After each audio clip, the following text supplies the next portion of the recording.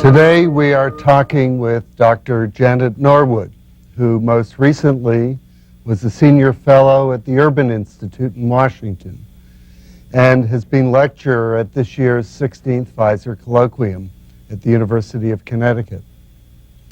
Janet received her PhD from the Fletcher School of Law and Diplomacy at Tufts University in 1949.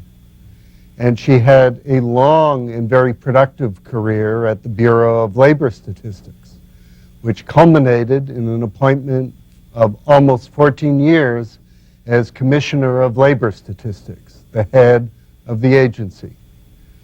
On her retirement from BLS in 1991, a U.S. Senator referred to her as a national treasure.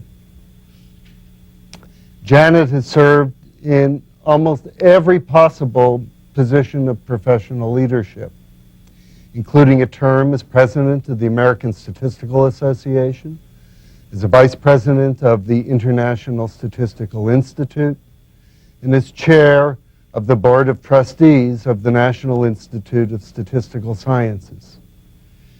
She has also received multiple honorary degrees, including one from Carnegie Mellon University.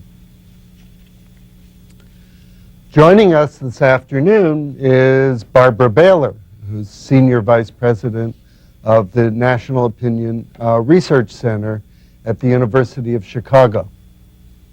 Barbara, too, had a long career in the federal government, but at the Bureau of the Census. She later served as Executive Director of the American Statistical Association, and she, too, served as president of the American Statistical Association and as vice president of the International Statistical Institute. And I am Stephen Feinberg, professor of statistics and social science and a member of the Center for Automated Learning and Discovery at Carnegie Mellon University in Pittsburgh. I'll be serving as moderator. Both Janet and Barbara are old friends, and I realized as we sat here at how many tables we've sat together for different professional organizations and informally as friends. So it's a terrific pleasure to be with them here today. Good afternoon. Good afternoon to you. I thought it might be sensible and fun to begin with recent events rather than old things. When you retired as Commissioner of Labor Statistics almost a decade ago, I recall talking about what you were going to do next. Clearly, retirement didn't mean retirement. And therefore, beginning our conversation with what we're doing now and then going back to BLS and perhaps other things makes sense. I know, for example, you're chair of the Committee on National Statistics panel on the 2000 census. Is that taking up a lot of your time? I would say that's probably one of the most difficult things I've ever done. Partly because the census is so much a matter of political discourse, partly because there are a number of important statistical issues involved, and because the solutions are so difficult. I've been very careful to keep a completely open mind on where I think things should go. I have an absolutely marvelous panel of people who are just a joy to work with, but we all have differing views, and I've got to bring them all together. Janet, I notice you're doing a lot of traveling on this work with the Census Bureau. You've been to the Jeffersonville processing office, you've looked at some of the field work. What are your general impressions of the census? Well, I was delighted to go to Jeffersonville because in all the years I was at BLS, for some reason I had never been there. And I was tremendously impressed with the caliber of leadership of the processing center there. A few weeks ago, I went out to Baltimore to the processing center there, and it is just incredible to see the way the questionnaires just zip through the machinery to have imaging done. This is the first time, one, that they've used this kind of imaging, scanning technique, and secondly, that the Census Bureau has contracted out to other Yes. organizations. So I think there are issues of control and organization and management. So far, from what I can see, they were getting along reasonably well. I did go out to Columbia, South Carolina, and to Sacramento to talk to people after the dress rehearsal. You know, my experience at BLS has been that if you want to know what's going on, go out to the real world, and that is the people who are really in the field doing the work.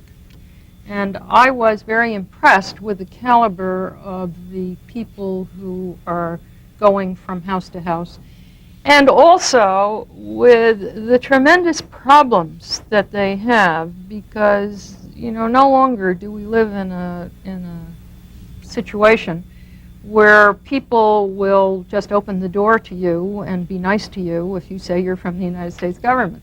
And I think these people... Especially, yes. Yes, that's right. There are problems, of course, because people in the local areas think that people in Washington don't know enough about the local area, and people in Washington think the people in the local areas don't always know enough about the statistical techniques and the way in which things have to be done in the same way around the country. And I knew that from my experience at BLS. So I think that there is a real effort on the part of the Census Bureau to do a very good job. Certainly the response rates have been encouraging, Yes. except for the problem of the long form, where the response rate is much less than they had hoped because of some of the complaints and some of the politicians who have discussed the complaints. But we'll have to wait and see. That's operations. What Yes. are the new statistical issues you've encountered? Are there any in this? Oh, there are a lot of them, Steve, but I think most of those require a lot of very careful thought. There is basically the problem of the undercount, of course, the differential undercount, and what should be done about it. And I think we've got to study that issue. There's a lot that our panel has to do. I know that one of the other things that took up a lot of your time in recent years was your work as a member of the board of directors of a major bank. That sounds like an inherently astatistical activity.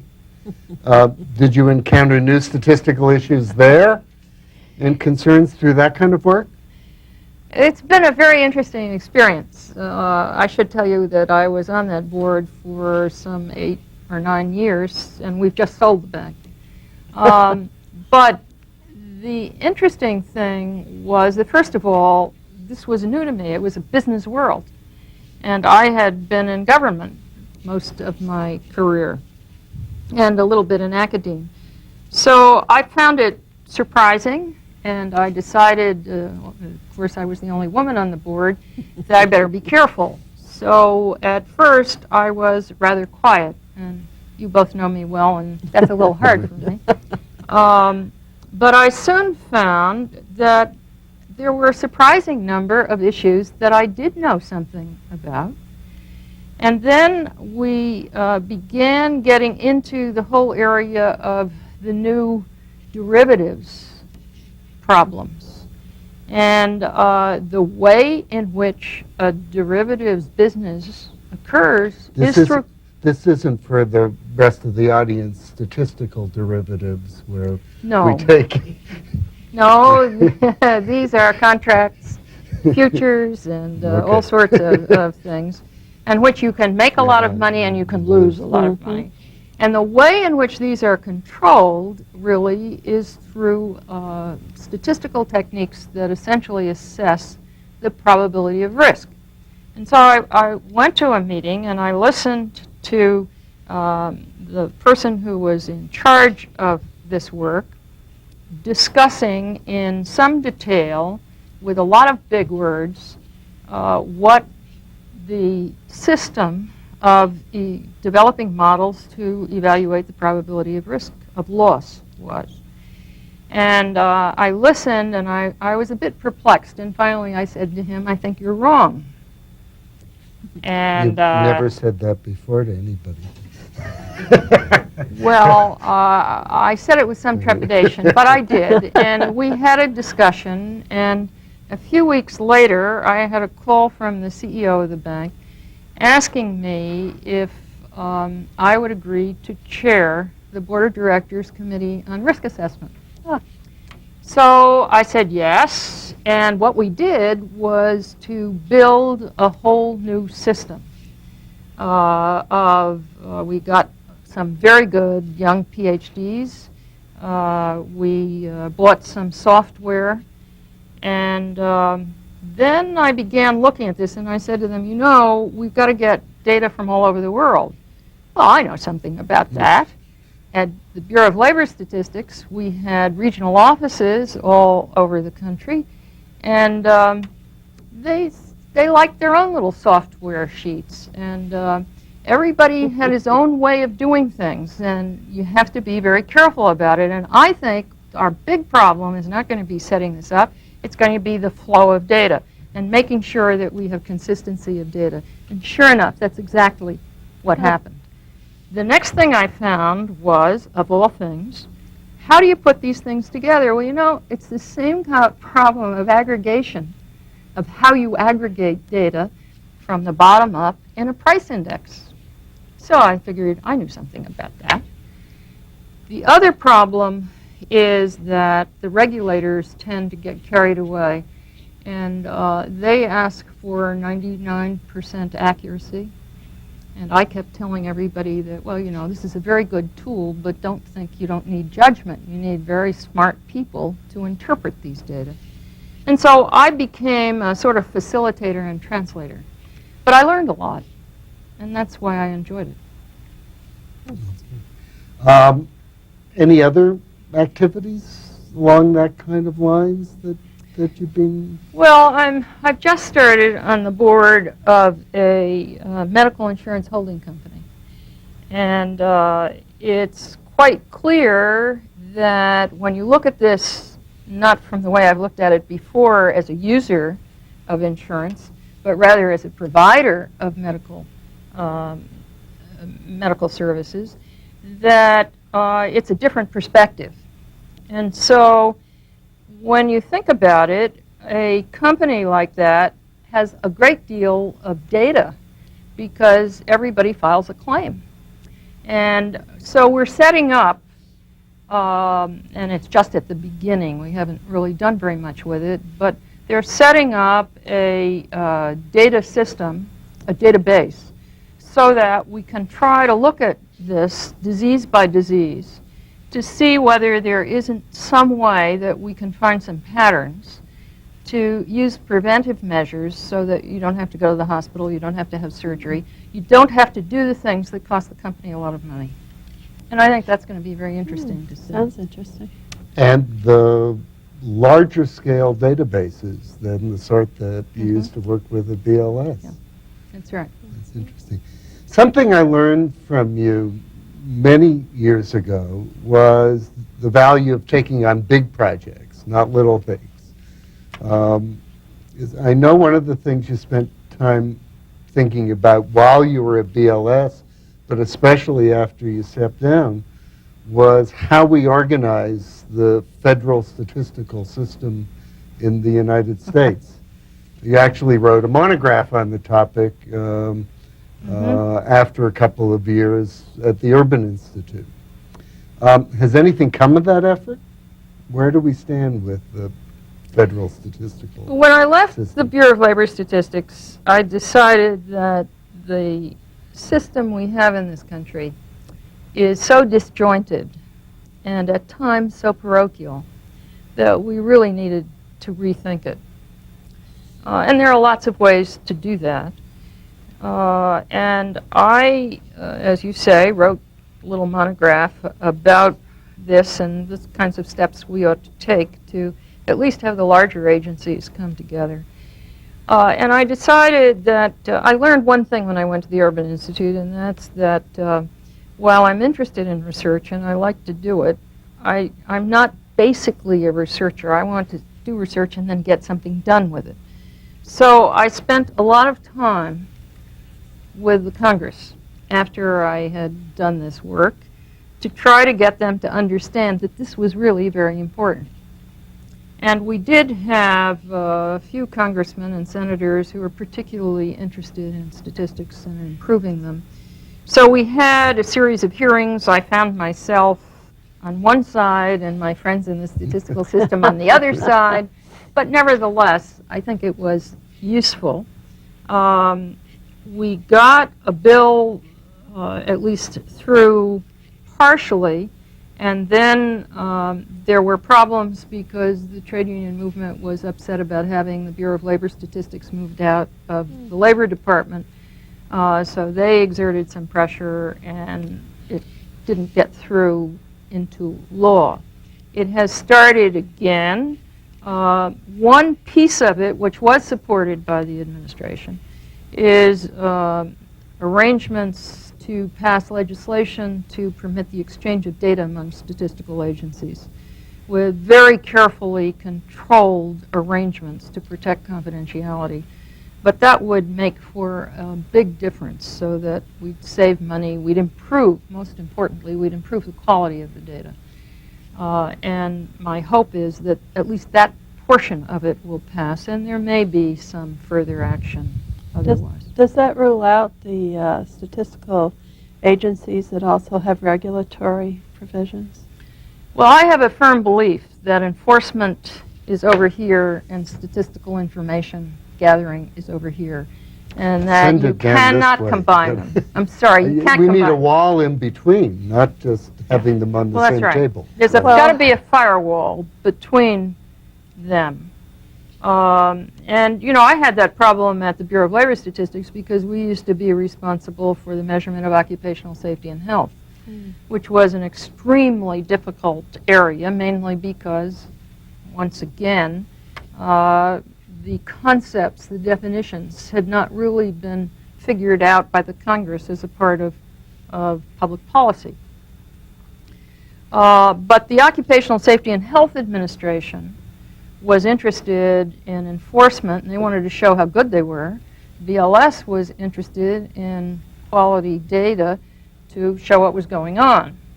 Sometimes the Assistant Secretary for Safety and Health didn't like what we were doing, and at one point she suggested that we should hold up the data for 6 or 8 months before publication so that the Safety and Health Administration could figure out how to respond. And I said I couldn't do that, and if she felt that way, we could go to the Secretary. So the two of us marched into the Secretary's office, and I said, Secretary was Ray Marshall at that time, and I said, Ray, you know, this is the way BLS does things, and you have an option. Your option would be to take occupational safety and health measurement and give it to somebody else. I'll give you a list of names of private firms which can do this work. But if BLS does it, it has to be done under our circumstances. Eula Bingham, the Assistant Secretary of Occupational Safety and Health, felt differently. But the Secretary decided that he wasn't going to upset the rules of BLS, so we left it as it was. In this data sharing environment, would the Internal Revenue Service and the Energy Information Administration be included? The Internal Revenue Service would not, although there would perhaps be some legislation to permit some of the data that is used in the establishment list that the Census Bureau develops to be shared, but nothing else. A one-sided way toward the statistical agencies. The Energy Administration is a little bit different situation because the Information Administration at Energy for a while had some difficulties in that parts of their data were desired by other parts of the department for enforcement. I think those arrangements have been worked out, so there would be no possibility of having data go to enforcement. I think there's a big issue now, by the way, with illegal drug data. I was at a workshop recently in which it seemed to me that every one of the agencies was coming from a different direction, and unfortunately, I don't think we have figured out how to deal with those issues yet. There seems to be not sufficient separation between collection of data on the one hand and enforcement on the other. It's very clear if you look back to BLS, how BLS, the Bureau of Labor Statistics, thought about that. If we go back to the Census Bureau has a law that it guards very zealously the data. Different agencies around the government think differently, and different agencies have different kinds of leadership because of the way in which they're embedded in the ongoing departments that they're associated with. So energy lives in the energy department, the Bureau of Transportation Statistics lives in the transportation department. Are there some common things that we as a country should be thinking about when we look to the heads of those agencies? What are the qualifications? I know if you talk about transportation, you want somebody who knows something about transportation. But somehow I would assume you also want them to know something about statistics, because after all, it's a statistical agency. And they have to run it. They have to manage a budget. What are the special attributes of an agency head that we should be thinking about? There are a number of issues involved here. First, there is the question of the level within a department that the head of the Statistics Bureau is. Is it a presidential appointment? Is it just an appointment by the secretary? Is there a fixed term of office? I had a fixed term of office. I was at BLS with an appointment by the president with consent of the Senate for a 4-year term. The law, by the way, says he shall serve for 4 years. It was established in 1884. That was important because I could always resign, and everybody knew that. I didn't have to threaten that very often, but there were times when I thought about it, I will tell you. So I think that's important, but I think that there are some other elements of leadership. I happen to be one who believes that a statistical agency has to have a particular culture, and that the head of the agency has to take steps to establish that culture. There needs to be an understanding of the fact that in most cases there has to be more than one discipline involved. In transportation, you need to know something about transportation, but you certainly need to know something about statistics, and you need to have both kinds of specialists. Certainly at BLS we had to have economists and statisticians as well as cognitive specialists and computer specialists and others. And I think that's true in most of the statistical agencies. But more important than that is that there be a desire and an understanding that research needs to be done, that it needs to be an open agency, because if you don't, I'm fond of saying that good statistics are openly arrived at. And if you don't let people know how you put them together, I don't think you're going to have good statistics. So you need to have that. And you need to, as a leader of an agency, you need to instill that culture. I can give you an example. When I became commissioner, you know, the CPI is a very carefully constructed index, and to have an error in it would be just an awful thing. Well, we found an error. Someone found an error in the used car component, and it affected the all items index. And the issue was brought to me, and I said we have to correct it. So we corrected it. We got through that all right.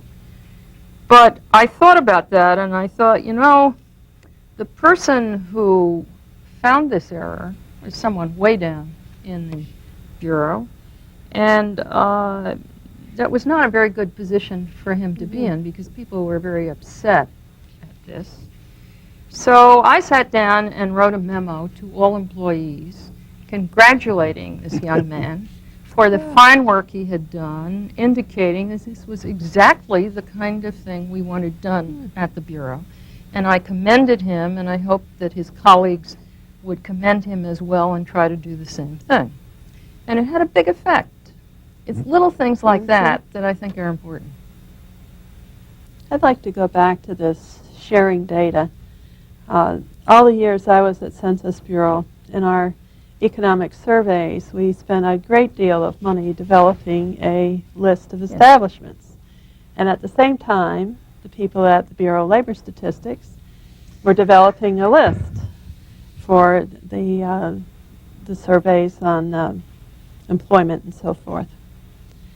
And never the twain shall meet. Under this legislation, then, would those lists become one list to be shared between the agencies? That would be my hope. I should tell you that there's a lot of bureaucracy involved. No. You know that. I believed when I was at BLS that there were a lot of strengths in the BLS list, but that there were other strengths in the census list. And I kept thinking that what we needed to do was to have a research project looking at the two lists. I was willing to do that, provided we didn't just help the Census Bureau, but we got some help in return for our list. And I couldn't pull that off. Now, one of the things that we had was the industry codes, the SIC codes, were updated once every 3 years by BLS. The Census Bureau didn't have that. And so what they tried to do was to go out with a survey every once in a while when they found that they needed to do this. Well, OMB finally decided that they'd bite that bullet, and they said to the Census Bureau, you can't do that. You've got to use the BLS codes. And so I said, fine, we'll do a research project. We're quite happy to do this, but you know, we've got to make this a two-sided effort. So the two agencies got together. They picked out, they had 1 million establishments that they thought were involved in this. And we did some work, and we found, as I had expected, that the BLS list was better in some respects. The census list was better in other respects, which convinced me that what we want is a single list. Yes. We were not able to get agreement on that. My hope is that this new legislation will permit that, because I believe that now especially, since you can put this all up on computer systems, it doesn't mean that if you have the list, you have to do the data collection. I mean, I'm all for competition among the agencies for data collection, and the private sector for that matter. But I think that the basic list within the government should be made available to the statistical agencies under specific confidentiality requirements and agreements which they sign. And that's a part of that legislation. That's very good. Long overdue. It hasn't passed yet. One of the fascinating things that's been going on behind the scenes in the last several years in connection with census taking has been the proposal for a very large scale sample survey that would go on across the decade and ultimately, some people have said, replace the census long form, which we know has been the source of a lot of controversy during the current census. This survey, called the American Community Survey, is about the biggest thing the Census Bureau has proposed as an ongoing vehicle, and it trips lots of issues with respect to other agencies, other surveys, and the rationale for how we organize. Do you see these issues coming to the fore soon? And how do we think about something like that? As you know, the Census Bureau has been testing for a couple of years, has been testing the American Community Survey, and they found that there are ways to collect it, and they are, I think, making progress in that area. The part that has concerned me is that there is a relationship between the American Community Survey on the one hand and the other household surveys, because many of the things like employment and health and housing and so Crime. on are collected in both ways. The Census Bureau has been sensible in bringing together the other agencies with the Office of Statistical Policy, Division of Statistical Policy at OMB, to try to work out some of those programs, and they've made a good deal of progress there. I think they need to go some steps further to develop over the decade, it's going to take some time, a system of new household surveys that fit together with some sort of umbrella and having the other surveys fit together. I believe that the United States was a leader in household surveys in the past. I'd like to see it continue to be a leader, and I think that needs some further research. The Census Bureau, I think, is beginning to recognize that, and my hope is that they will continue. One of the things I've noticed as I've watched the evolution of this American Community Survey is that when I have asked questions about what happens, for example, on the American Community Survey, the sample size is, what, 250,000 households a month?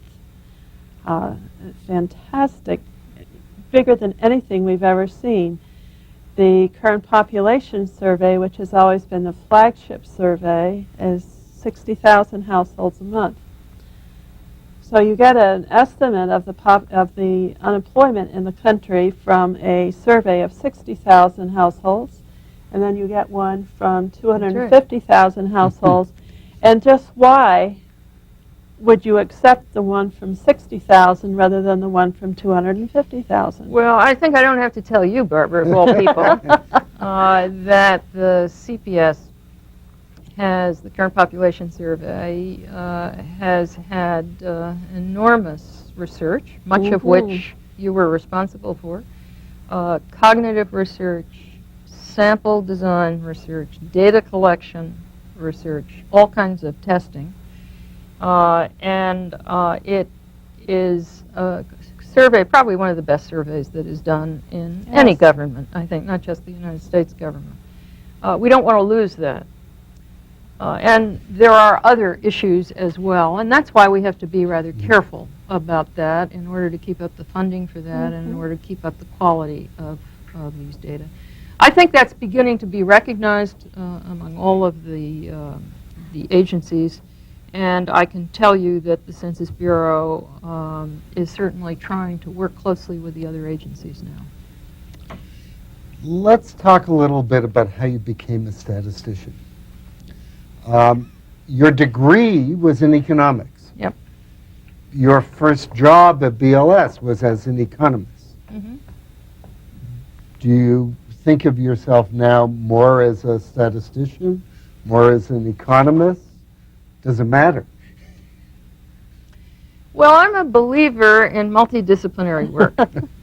And I think that no one discipline should lock out the other. When I found myself suddenly as chief of the CPI division, I looked around at the kinds of problems that I had to deal with. And I realized that the economics training that I had had was quite good and was important for the work that I was doing. particularly on concept development, but that there were a number of statistical issues that I didn't quite sufficiently understand. So I went back to school, and I took some mathematical statistics, econometrics, a whole series of things. I had a PhD. I didn't have to worry about course credits, but I learned a lot, and I think in many ways I benefited a great deal from that, and I was able to apply what I learned right away. I found that in the kinds of positions that I had, by then I was in management, that I didn't have to execute all of the specific statistical procedures, but I sure as heck needed to understand them. And I needed to know the vocabulary and know what was meant by the vocabulary, because I think the biggest job of the manager of a statistical agency is to figure out the right questions to ask, and then having asked them, to listen to the answers that you get, know enough about data to look at the data and to work with it, because unless you get into the nitty-gritty of data, I don't think you can handle a statistical agency. That's my own personal view.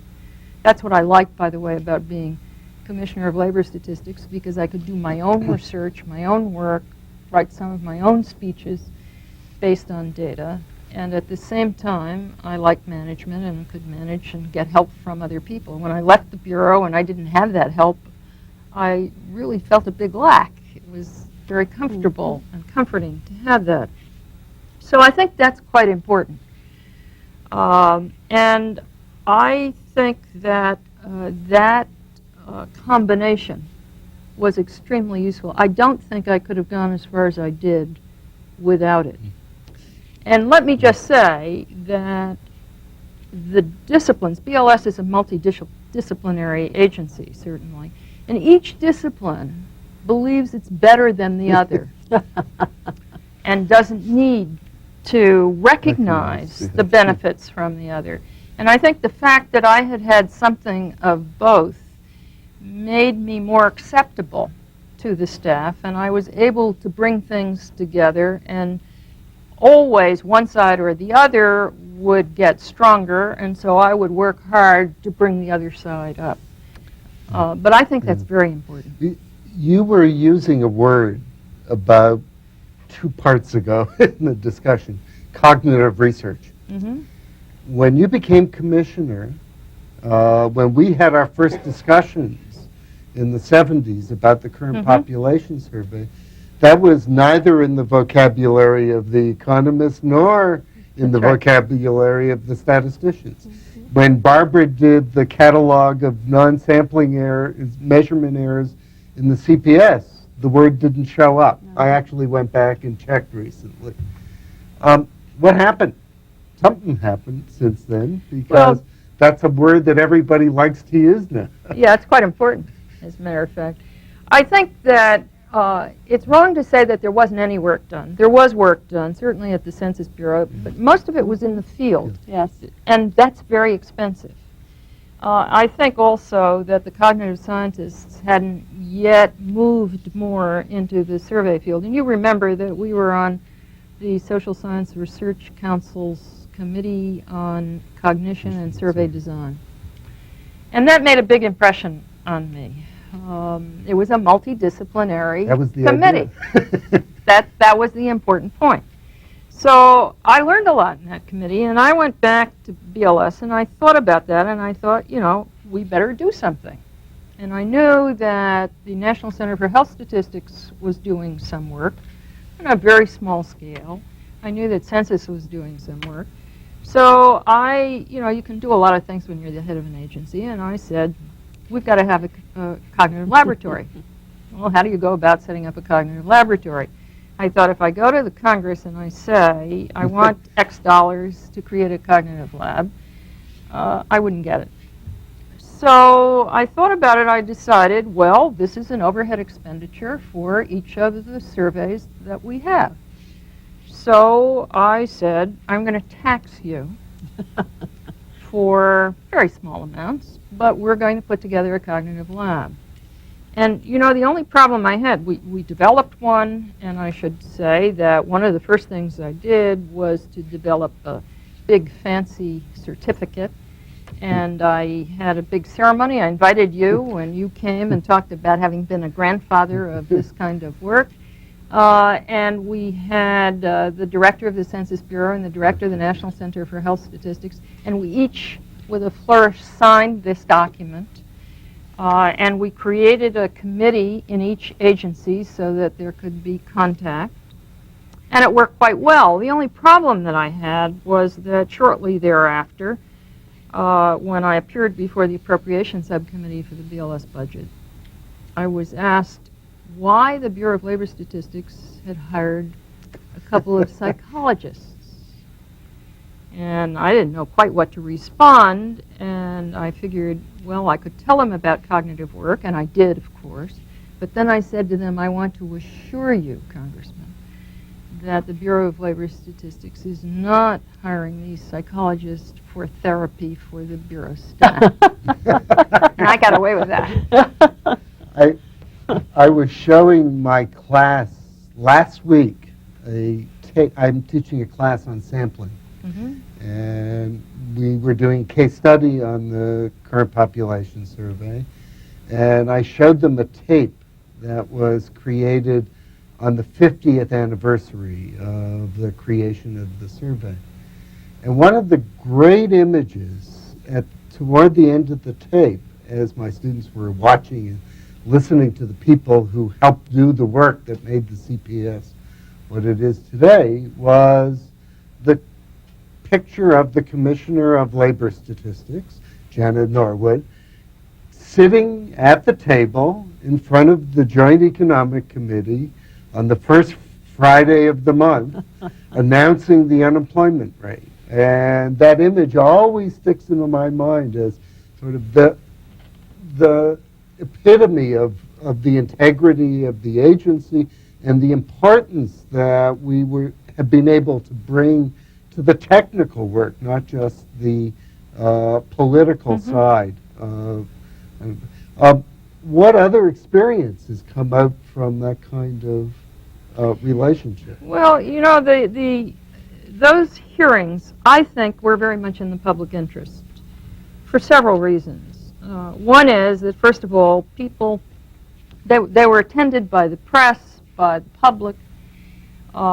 They were reported in the newspapers. They were on C-SPAN. And in them, the public could get my testimony, which tried to be as objective as possible, and I religiously stayed out of any policy questions. There were always attempts to get me to say that this was because of Ronald Reagan or somebody else's policies, and I just refused to get into that kind of question. But there was also the opportunity to hear the Republicans and the Democrats take the same set of data and say something entirely different. And I thought that was useful. The other point was that it's difficult, you know, to talk about changes in data when there are different sizes of samples. And so if you had a rate for the adult white men and a similar change for the adult that is 20 or over, 20 years or over, black men, I had to say that, well, this is the change for the white population, mm-hmm. but for the black population, I can't tell you that that's a change. And I had a number of congressmen saying to me, you know, I had a course in statistics, and I think I know something about it, and I don't see how you can tell me that we have to have a different standard for one group from the other. So there is an educational aspect to this that I think was important. It was like a fencing match. They would thrust with a question, and I would kind of back off because I didn't want to get into policy and come back answering a slightly different question. I think I testified more than anybody else in Washington. Something like when I left the commissionership, I was quite touched when the Joint Economic Committee gave me a proclamation that they had had framed, which said all sorts of nice things about me and indicated I had testified before them 140 times. And it was signed by all the Republicans and all the Democrats who'd been on the committee. It's hard to get I them cherish together that. for anything Yeah, it was else. very nice of them. There is, some of our colleagues argue, a big divide between the world of government statistics and statistics in the universities, in the academic departments like the one that I come from, or the one here at the University of Connecticut. You spent virtually all your career tied to the federal statistical system, either formally or informally. But what a lot of people don't know is that you've also served on advisory committees for departments of statistics at several universities around the country. What impresses you the most about the activities in the academic world, and what concerns you the most from your vantage point from Washington? You really want to know that? I didn't say we'd do anything about it, but we'd like to know. Well, I think there's a lot of very good work done in universities, of course.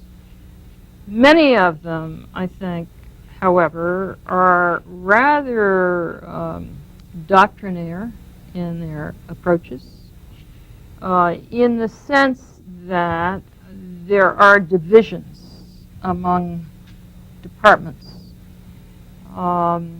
You, I'm sure, I know that you know that at your university you're breaking down some of those lines because you've got some multidisciplinary activities. And some other universities are doing the same thing.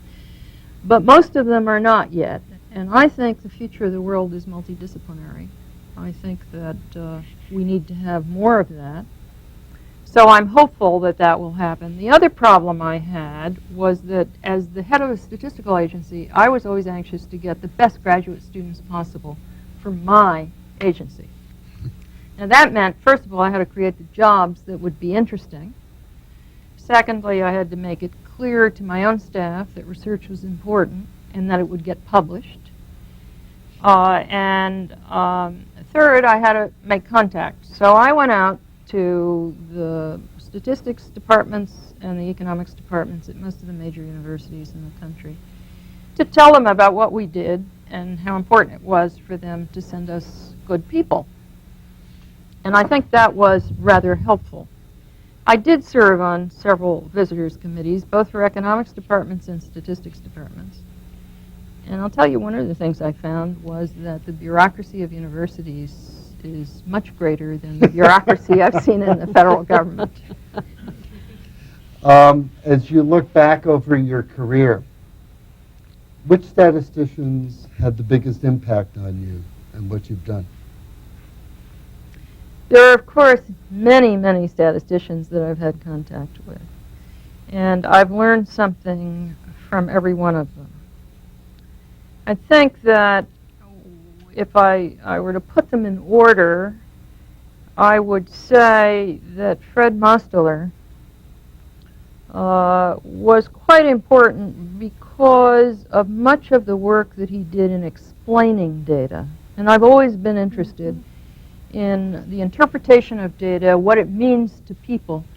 And much of what Fred did, he did a lot of other things as well, of course, but the parts of the work that he did that I think was particularly useful for me was in the field of data interpretation. His work with Judy Tanner and others on Statistics: A Guide to the Unknown, and some of the other things of that sort were really, I think, quite good.